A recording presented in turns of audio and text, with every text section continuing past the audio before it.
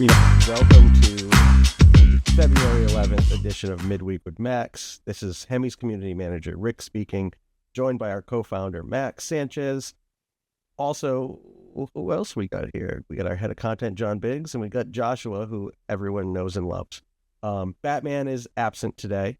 He has other business to attend to, saving Gotham and all that.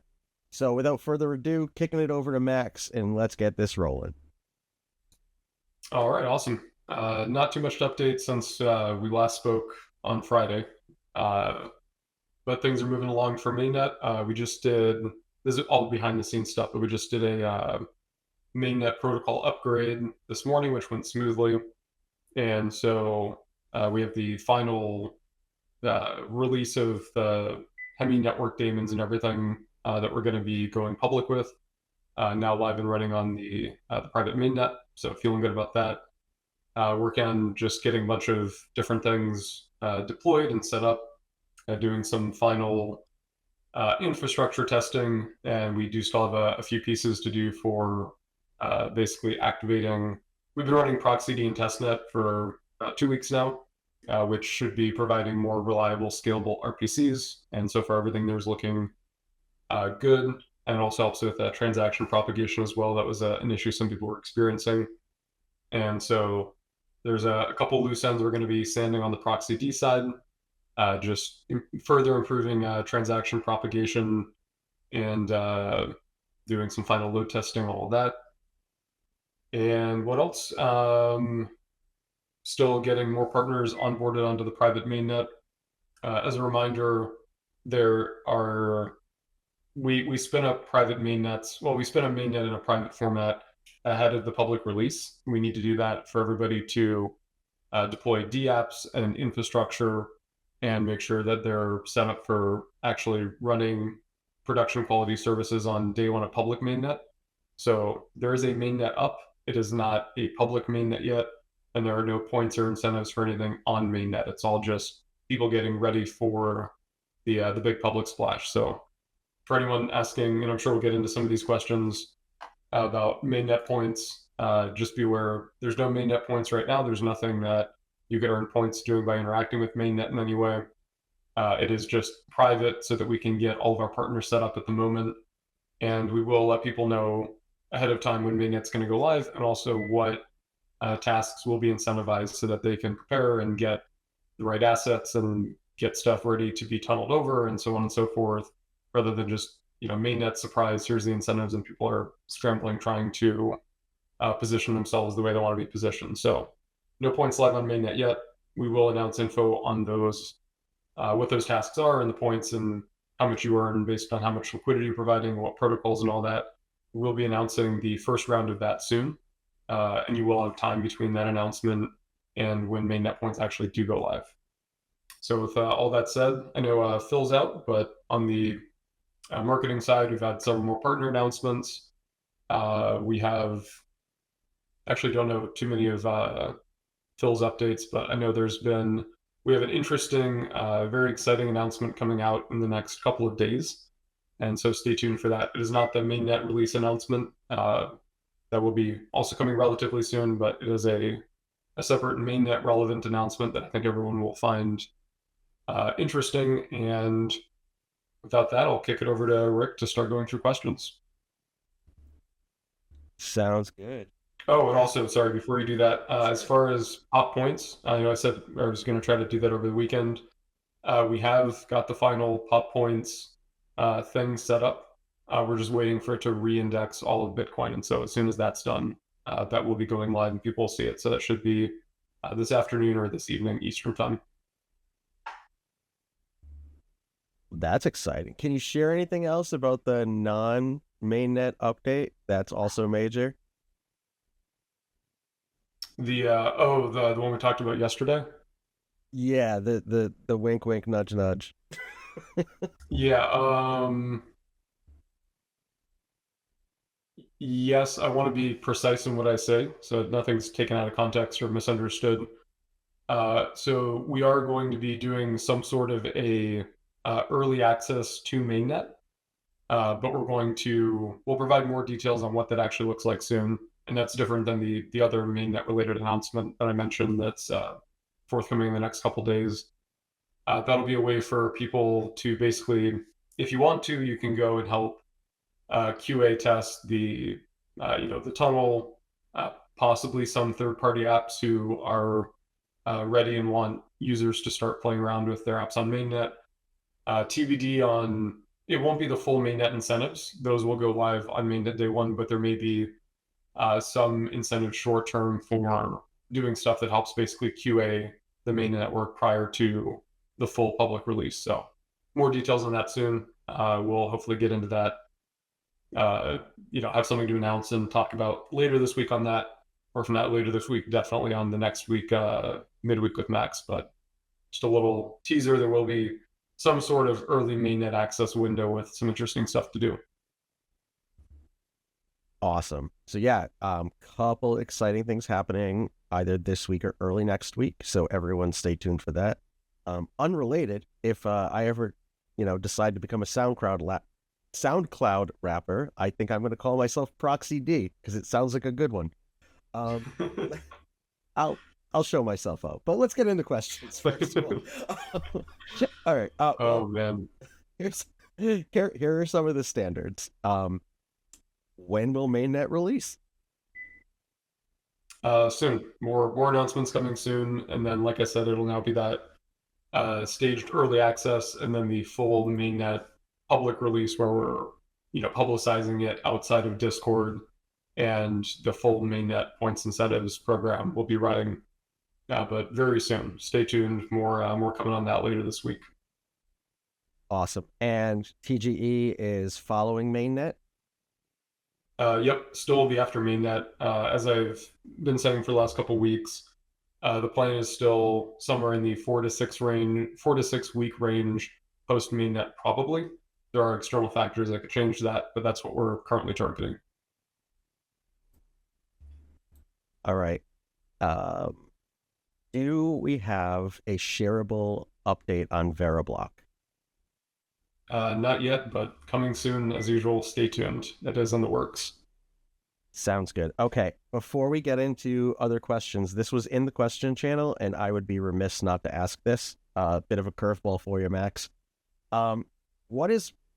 Oh, God, I can't believe I'm asking this. What is Max's secret for such silky hair? That's a real question. Don't wash it too often. Walmart sells good conditioner. There's not much else to share, unfortunately. All right. So condition, folks. That is use conditioner. Today. Okay. Let's see. When will testnet end? So testnet will. I'm kind of combining two questions here because I know this one's probably going to come up as well. So testnet will continue running after mainnet launches, but the incentives for testnet will end. And so we will have the incentive season for testnet likely end a couple of days before the mainnet release. So when we announce the mainnet date, we're also going to announce the date that testnet incentives end. So that's basically all activity up to that point done on testnet will all be part of the testnet incentive points. And then, so say mainnet is day X, day X minus 3 or X minus 4 will be the end of the testnet incentives. Testnet, from a technical perspective, will continue running as usual. So you could still go there and do transactions and whatever, but you're not going to be earning points for those after the testnet point season ends.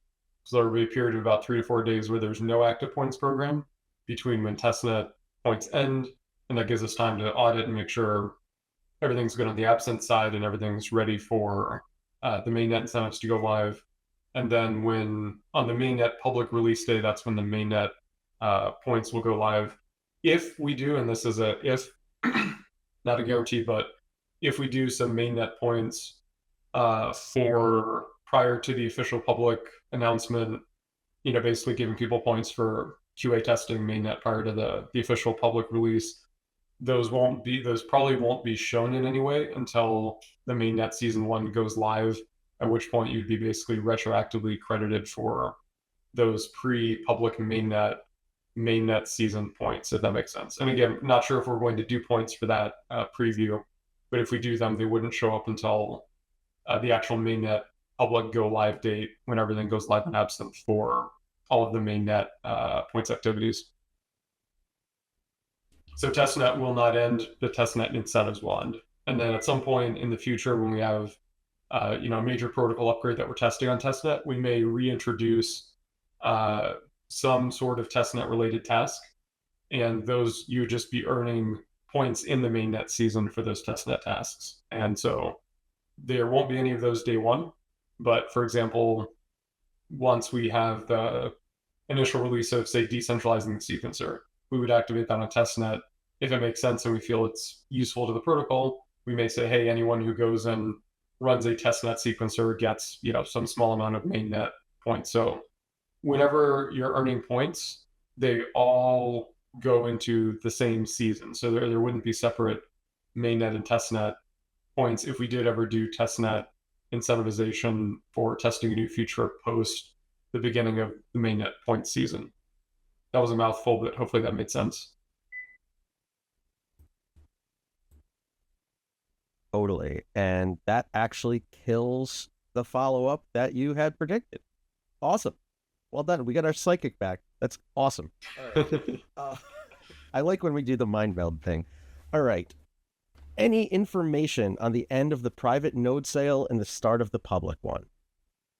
Yeah, good question. So just to kind of talk about the node sale generally, and we'll get to that as part of this. So node sale, behind the scenes, we're basically talking to VCs and KOLs who may be interested in participating themselves and or may have communities who want to participate in the public sale. So still having those conversations. A lot of those got delayed because of Chinese New Year, and just we were trying to rush to a node sale on our side, trying to get all that done before mainnet, which obviously in hindsight was a mistake. And so we're now taking a step back, taking a breather, making sure everything's done correctly, and we're ready to announce stuff and give people notice before things happen, and so on and so forth. So the end of the private node sale is still TBD. It depends on how many of those conversations we're able to have, how much due diligence time some of those other parties need to go through. Some of them want to do deep tech dives. I spent it was kind of cool. I spent an hour this morning with one of the VCs who was really diving into HVM and how HVM works, which you rarely, well, I shouldn't say rarely, but so node sale timing. So we're still in those conversations with VCs and KOLs, and so we're not going to announce an end date to the private sale until we make sure it accommodates all of their needs in the amount of time that they want to take for due diligence and gauging interest in their community and so on and so forth. So private sale, no end date currently. We will announce the end date and give people enough notice that if they do want to participate, they know the end date and they can get in before that, and they'll have time to do so. So we'll try to make sure people get at least 2 or 3 days notice for when we do decide what the end date is. But for now, it's remaining open, no set date. And then as far as the mainnet or the public sale date, that would be a couple days after the private sale ends. So no date on that either. Once we decide when the private sale ends, then the public sale will be a few days after that. So details, stay tuned for updates on that side, but no dates finalized for that. For now, we are extending the private sale indefinitely while we have all those conversations, and then once we figure out what timelines everybody we're talking to needs, then we'll decide on a proper ending date. Awesome. I'm so sorry. I just lost my place, but here we go. Okay. Back to questions, and I hate you, Spaces. I hate you with an undying passion.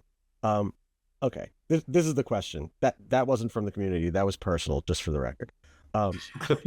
I saw some chaos about merging of Absinthe and mining tasks. I hope it was a rumor. If not, please do not merge them. Mining support took extra effort in terms of providing resources and testnet BTC even when faucets were not available, whereas points program gives more weightage to referral income.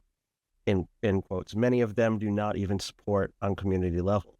Joining them both will hurt efforts of miners that provided strong and necessary base and testnet to ensure smooth running in the future of mainnet. So it's kind of a question and a statement about merging of absinthe and mining tasks. Is that a rumor? Okay, so presumably this is in reference to the points for pot mining being in the same pile as the points for everything else in the incentivized testnet, right? That's what I'm getting from that, yes. Okay, we are going to be merging them, and that's always been the plan. Is pot points are earned alongside all the other incentivized testnet tasks. As far as some of the thinking behind that, um, it's all part of one points program, right? Like people could come in and decide to do pot mining. They could decide to do, tunneling back and that was supported, or test out the dexes. And you mentioned the need for testnet Bitcoin. That's very true, but also people who were doing a lot of the tasks on the L2 side, they needed Sequoia ETH. And so there's similar parallels there. And so it makes sense for all those points to be in the same pile. That being said, we are giving what we think is a very generous points allocation for the pot mining people are doing. And again, that'll be going live and people will be able to view that. It should be this afternoon or this evening. Actually see the breakdown of points that you get for doing pot mining and testnet.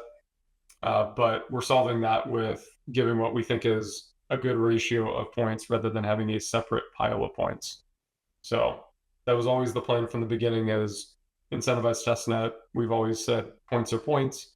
And so to change that now, A, I don't think it makes sense, and B, it wouldn't be fair to users who hearing points are points focused on only the L2 tasks and didn't focus on pot mining, and therefore would be we'd be violating basically that social contract of all points that are earned in testnet are going into the same pile. So I hear you on the referral codes. That being said, the referral system brings in a lot of value to the network. And so you're never going to get these kinds of programs perfect, but the goal with incentivized testnet is get people to use all the different aspects of the network and basically load test and find edge cases and report bugs. And so that, whether it's doing pot mining, whether it's doing, on-chain transactions and seeing if there's issues with transaction propagation or fee estimation or whatever, all those things fall under the same umbrella of what we're trying to incentivize. And then for the referral side, the referral system brings a lot of value because it brings in a lot of new participants into the ecosystem and makes people essentially evangelists for the project. They're going out, they're trying to get more people to engage in this testnet activity. So ultimately, if we could get the same number of people directly instead of a referral system, that'd be ideal. But the realities of crypto are you need to have incentives for all of the behaviors you want people to do. And so one of those things is bringing in more people to participate in the incentivized testnet. And so the referral system is there for that and solves that issue. But that being said, we are giving, again, what I believe to be a pretty generous allocation of points for people who have been doing pot mining, and delaying the allocation of those points until now has given us the flexibility to make sure that we're allocating those in a way that we think is fair and reflective of, the entirety of the pot mining experience.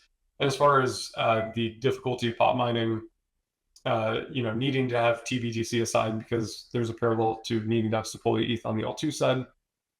In addition to that, there's also a lot of time and effort that people put into doing tasks on the L2. And so, whether it's, fighting with low liquidity in the Uniswap pools, or whether it's trying to figure out and work around issues that we had with fee estimations at some points, or with transaction propagation, or various RPC issues as we've scaled out the infrastructure. So there's a lot of parallels to the pot mining difficulties that are also reflected on the L2 side, and the points that people are receiving for those L2 tasks.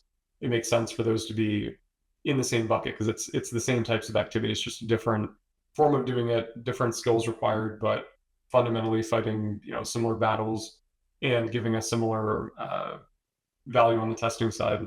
I will also add to that the load testing from having tons of pot mining has been helpful, and it's early on it found edge case and some of the payout logic for when a pop transaction needed more than 30 million gas to execute all of the ERC20 transfers correctly.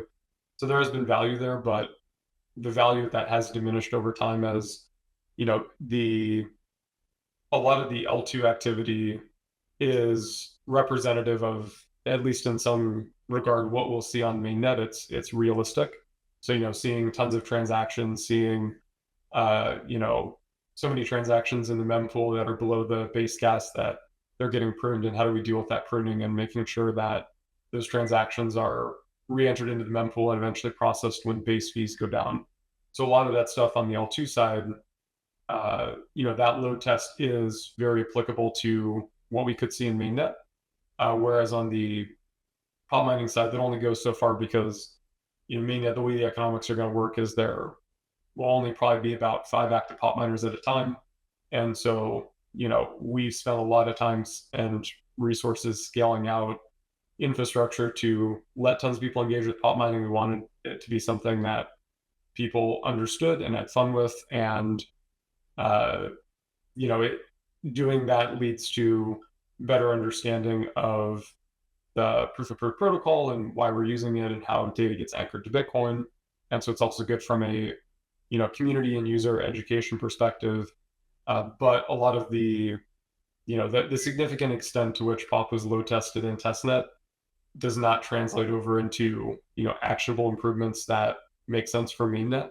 And so we're not, docking POP points because of that, but just giving some transparency into what tasks are, at this point contributing to mainnet readiness versus which ones are more, to keep people engaged and give people something to do and have fun with, but are not directly having a major contribution towards, mainnet stability testing. So anyway, stay tuned for the pop points. They will be points are points. They will be in the same pile as all the other points, but we are giving what we think is a pretty generous allocation for all the pop mining work. So you're never going to make everybody happy, but we think it's very fair and reasonable the way we're doing the points allocation. Thank you for that. I know there was a lot of community sentiment, and that was a great way to sum it up.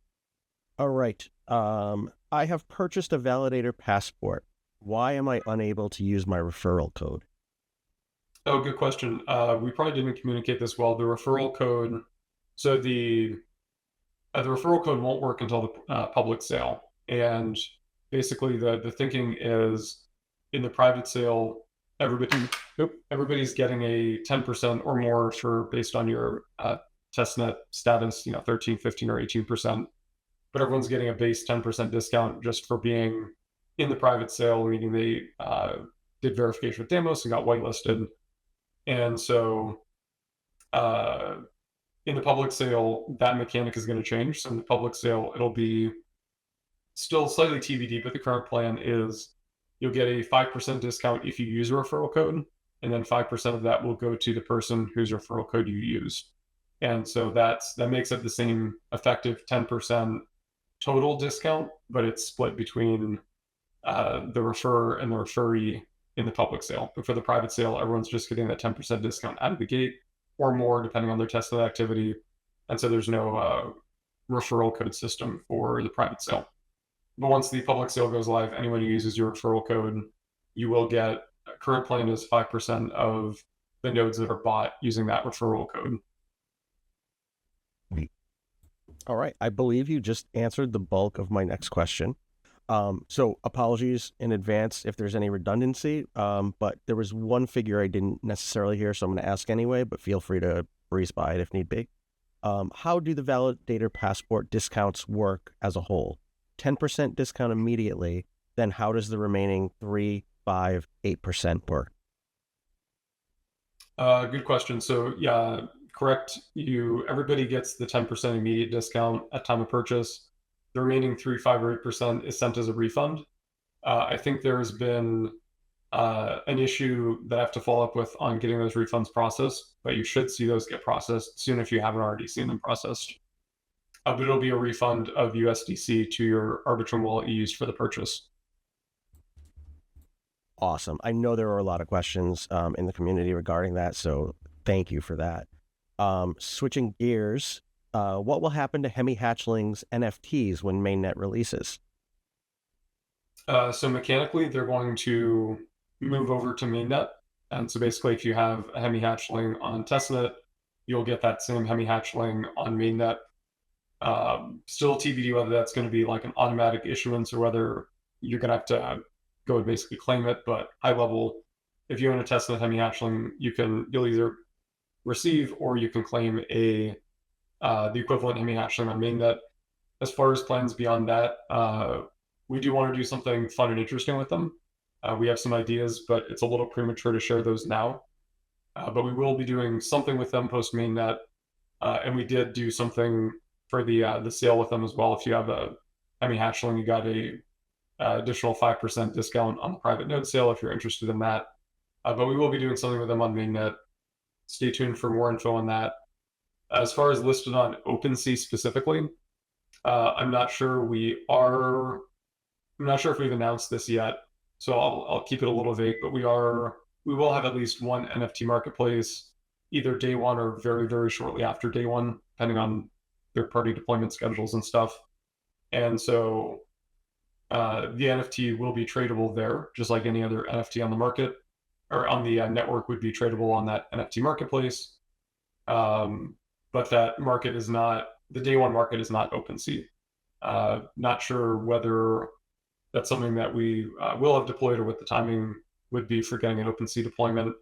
I'll be honest, I'm not terribly familiar with the NFT world, and so I'm not sure if they are even a candidate for doing L2 deployments or whether they would need functionality to basically transfer the NFT to Ethereum mainnet and trade it there. Presumably they have L2 deployments. It's just not something I know off the top of my head for NFT markets. But short summary, Hemi hatchlings, whatever you have in testnet, you'll get on mainnet. It will be a tradable NFT.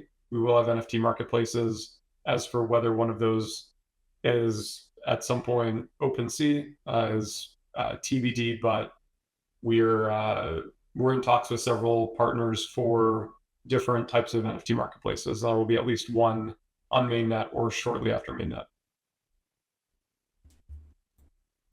Awesome. And you actually just answered my next two questions as well. So there we go.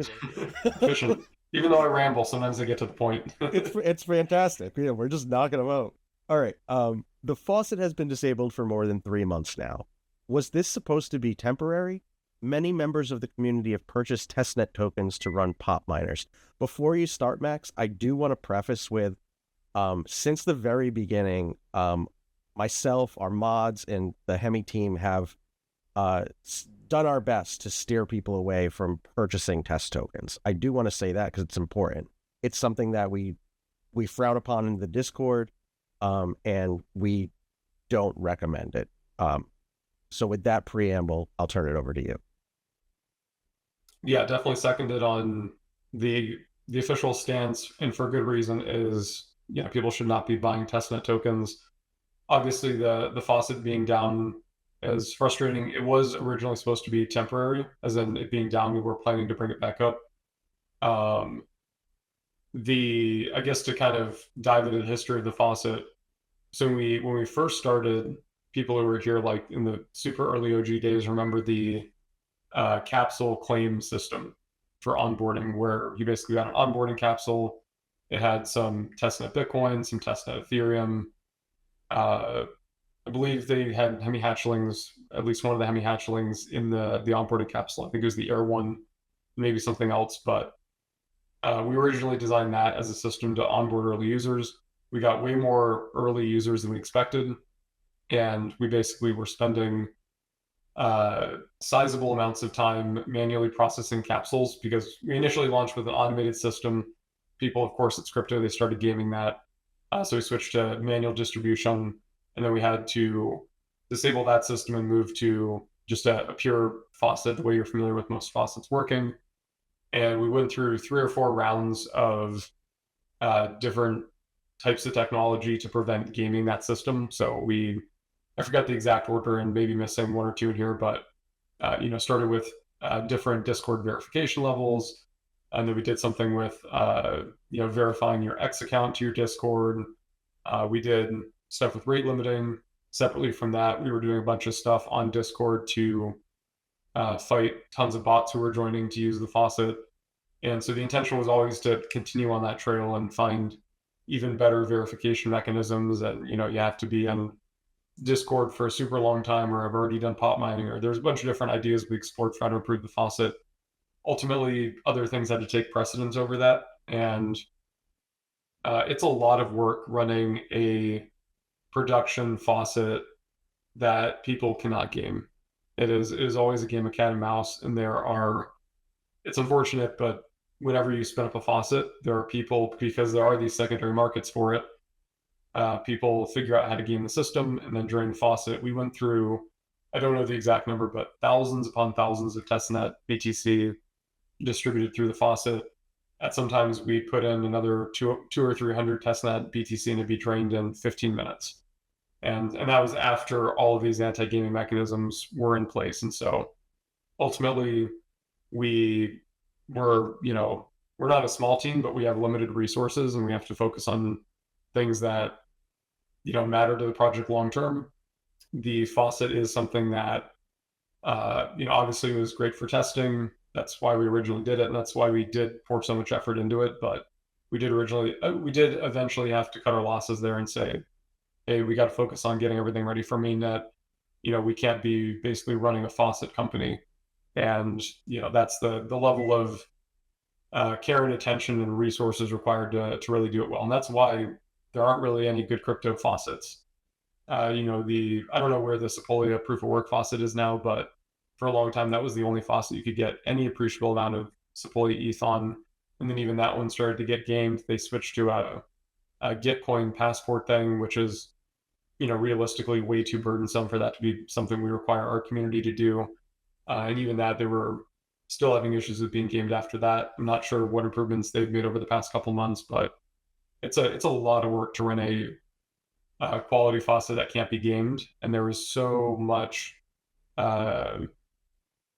energy focused on gaming our faucet that unfortunately it's not a battle we could choose to fight and still keep marching towards mainnet with full energy. So it was supposed to be temporary.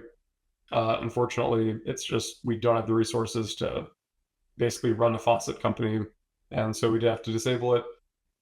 As far as how people are getting testnet Bitcoin, we tell people you should not be buying testnet Bitcoin. Part of the reason is because you're, in a sense, contributing to that market that makes people game faucets, right? There's a lot of other reasons to it as well, but people were doing that. People are pop mining. It is what it is, and we're not going to do any kind of chain analytics or anything to track that. But for people who weren't able to get testnet Bitcoin for whatever reason, there are other testnet Bitcoin faucets, but they give out such small amounts. It's hard to get enough to do pop mining. We understand that. So unfortunately, it is what it is. We maintained the faucet and poured a lot of resources into it and kept it running for quite a while, but we did have to cut our losses there. And the ideal case would be we just had community members, and each individual was using the faucet to get enough to do some pop mining every day, and that was the end of it. But there's just way too much gaming for us to be able to maintain it, unfortunately. So yeah, it was supposed to be temporary. The faucet at this point will not be coming back because post mainnet, there's no need for a faucet. Like obviously, people still need to be able to get tokens to test with, but for post mainnet, where we don't have these crazy high fees on Bitcoin because everyone's pop mining, and also we won't have crazy high L2 fees either because there's not going to be incentives for doing a bunch of transactions on L2. The amounts that people need to actually do real testing will be pretty low, and the existing faucet should be enough to support that actual just testing activity in the absence of testnet incentives.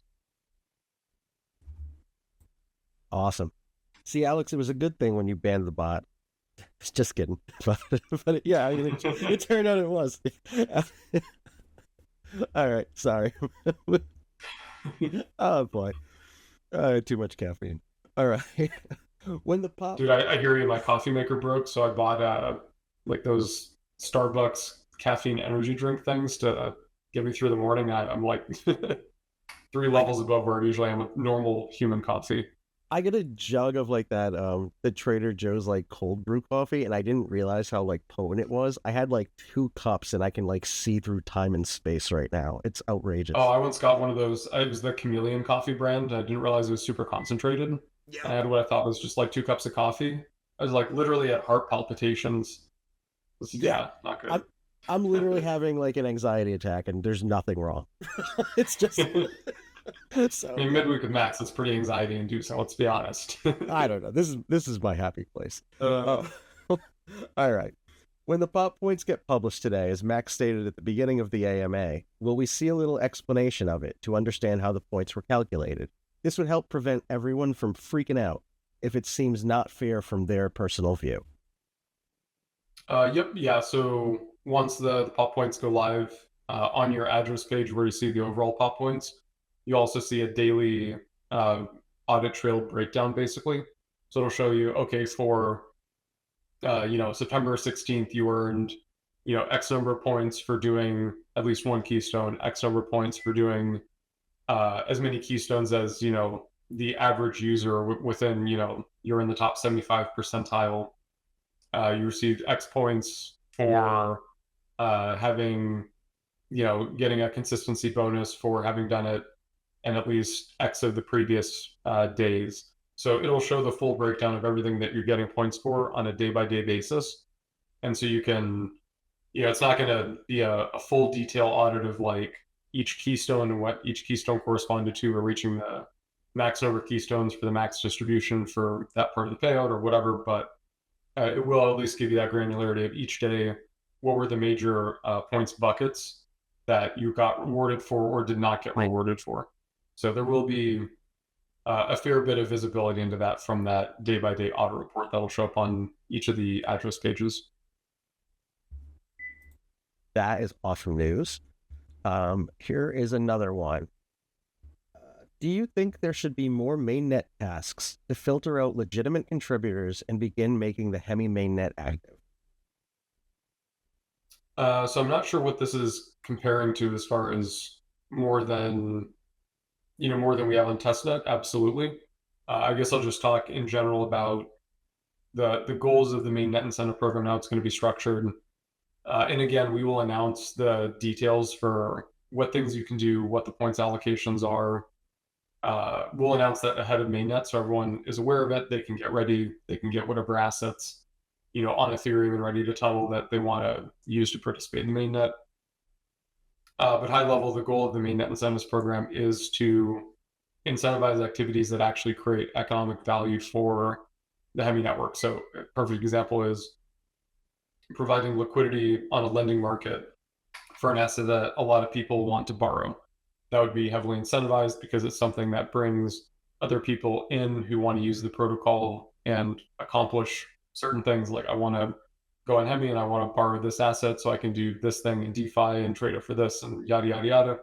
Anything that facilitates that activity and creates an ecosystem where people can come in and actually use mainnet and be productive and get things they want to do done with minimal slippage, with high available liquidity.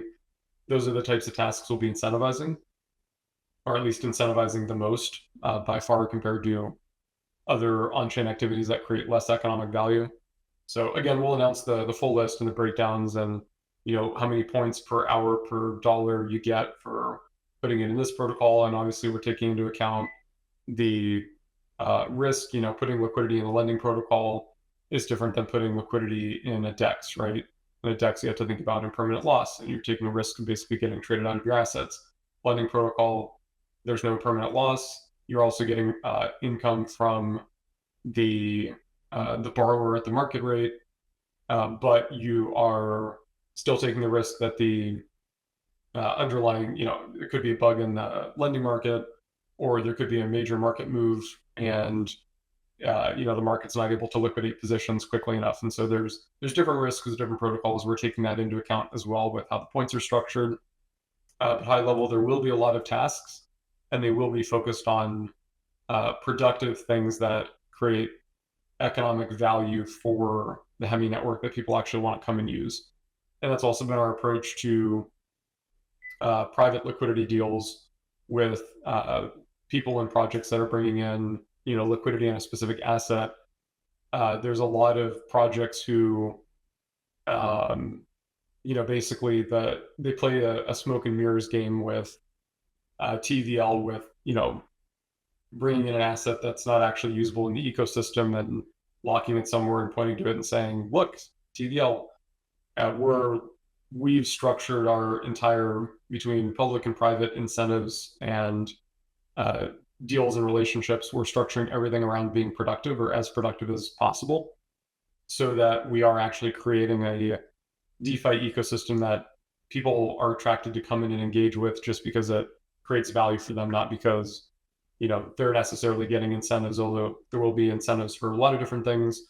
But we want to create an ecosystem where just random DeFi users would want to come and use it because we do have liquidity in our markets, because we do have all the DeFi appliances they need to engage in, looping strategies, or smart farming, or staking, or they want to trade one Bitcoin LRT for another and have very minimal slippage, or borrow Bitcoin based tokens and pay reasonable borrowing fees or whatever it may be. And so the tasks will be heavily structured around providing that liquidity to enable that ecosystem. There will be a lot of tasks, and they also will shift over time.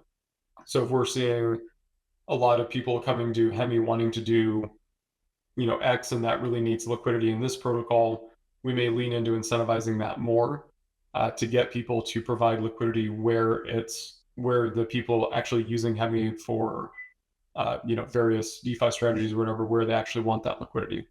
And so we'll announce the initial plans for that soon, but do be aware that they will shift over time based on how we need people to move around liquidity to best facilitate the stuff that people end up actually doing on Hemi, a week, 2 weeks, 3 months into mainnet. So stay tuned for that, more details, and then just be aware things will shift. So pay attention to the updated incentives announcements that we make, so you know where to allocate resources, assuming you're willing to take on the risks of those various protocols. Awesome. I have two marketing questions that actually aren't time sensitive, so I'm going to hold them until next week's edition of Midweek with Max, when we have Phil here. But moving on, we have one more. Actually, I apologize. We have two more.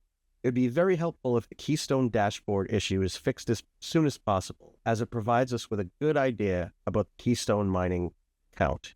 The PopStats website is still stuck.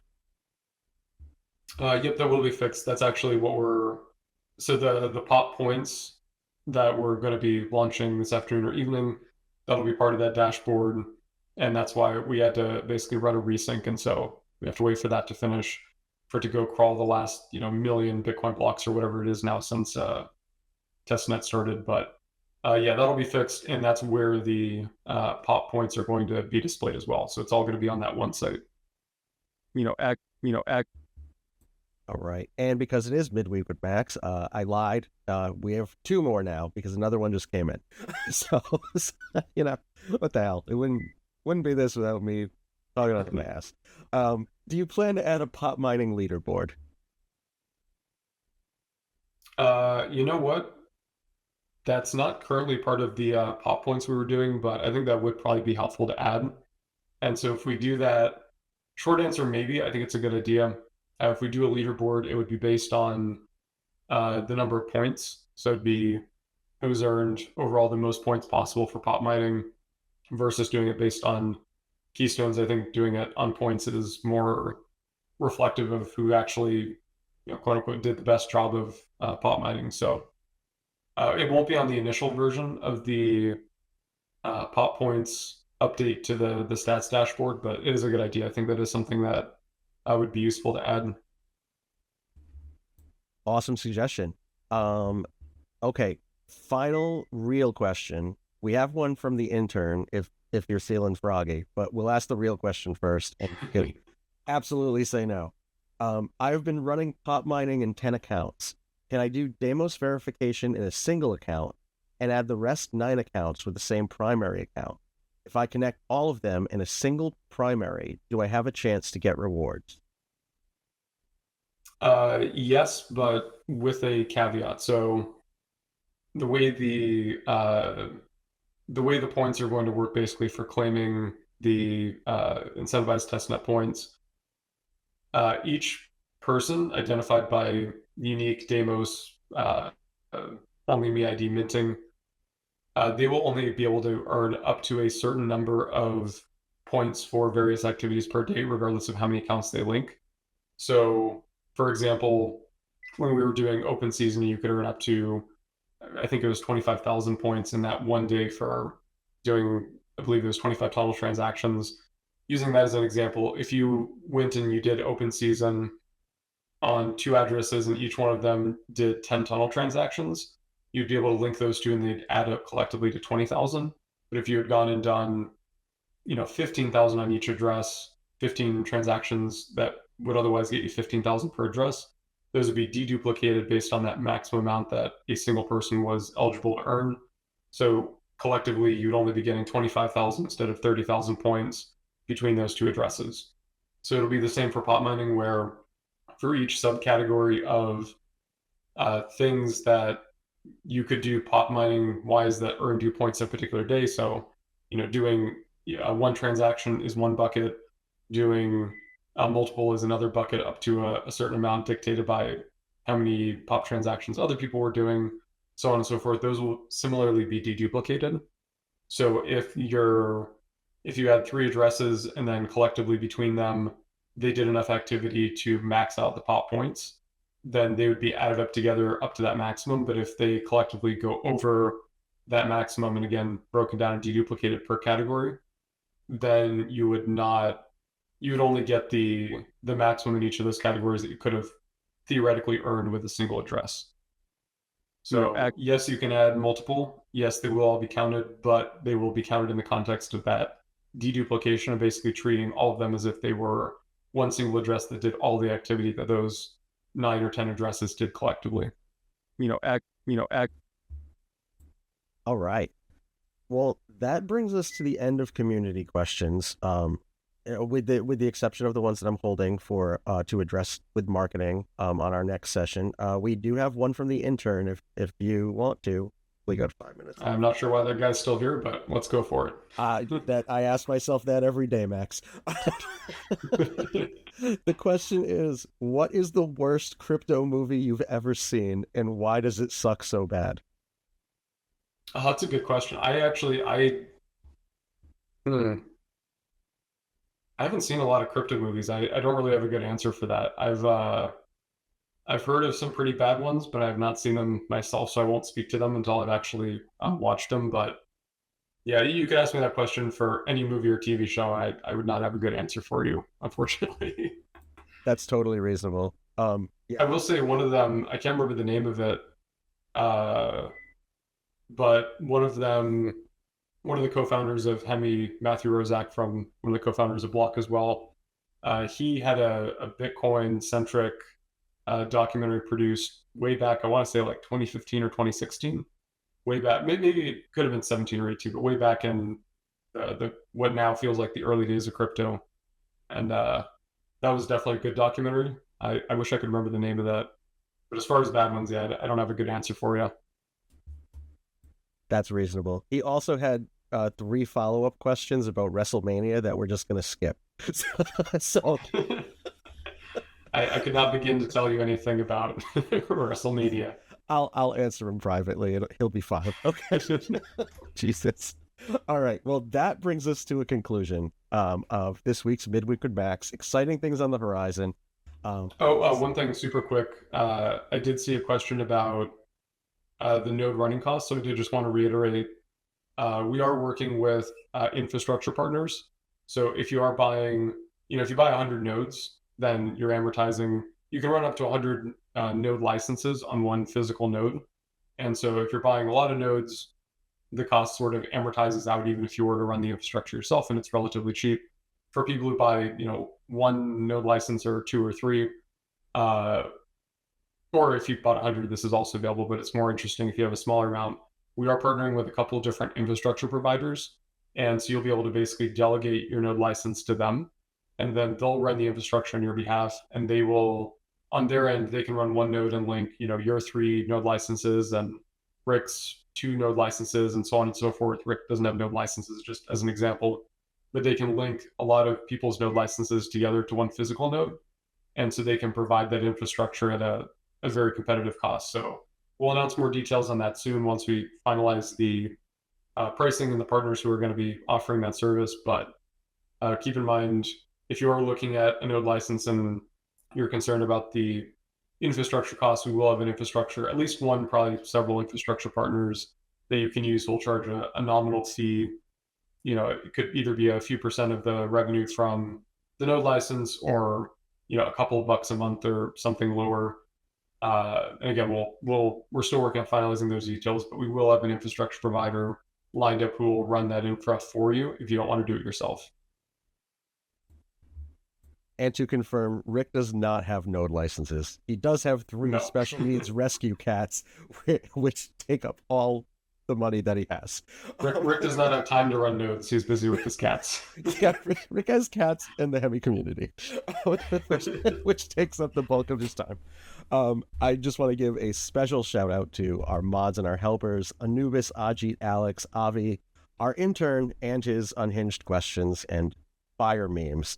Creator, Foxstar, Funky, Hadu, Koki, Lyco, New Size, No Tears, and Yahoos. You guys are doing the Lord's work as always. And before I kick it back to Max, I just want to reiterate, this is the last time we are going to do an AMA on X Spaces for Midweek with Max. Starting next week, we're back on Discord, baby, because X Spaces can kick rocks. Over to Max. Yeah, X has been a very frustrating experience, especially the last, I think this is the 3rd time in a row we've had the thing die halfway through, right? It's absolutely insane. But anyway, yeah, so we'll be moving this back to Discord. So we'll see everyone on Discord next week. Huge shout out to all the moderators and community helpers for making sure Rick and Josh stay at least somewhat sane. We couldn't be doing this without you, so really appreciate all the time and energy you guys have put into it, and look forward for a couple of exciting announcements later this week. Big things coming. If I were a SoundCloud rapper named Proxyd, I'd be rubbing my hands together right now, saying big things. Yeah, I can't make fun of you for that because we're working on some of the pop miner improvements and just general Hemi daemon suite upgrades and stuff, and we have a bunch of names inspired by Ghostbusters for some of the new stuff. So that may take the cake for being worse. We need to talk about this offline because Ghostbusters is my favorite movie of all time. I can actually quote it forward and backwards. We will add you to the branding engineering committee. I am so into this plan. Okay. Well, Jesus, that got derailed. All right. Well, thank you all, and we will see you next week. Awesome. Thanks, everyone.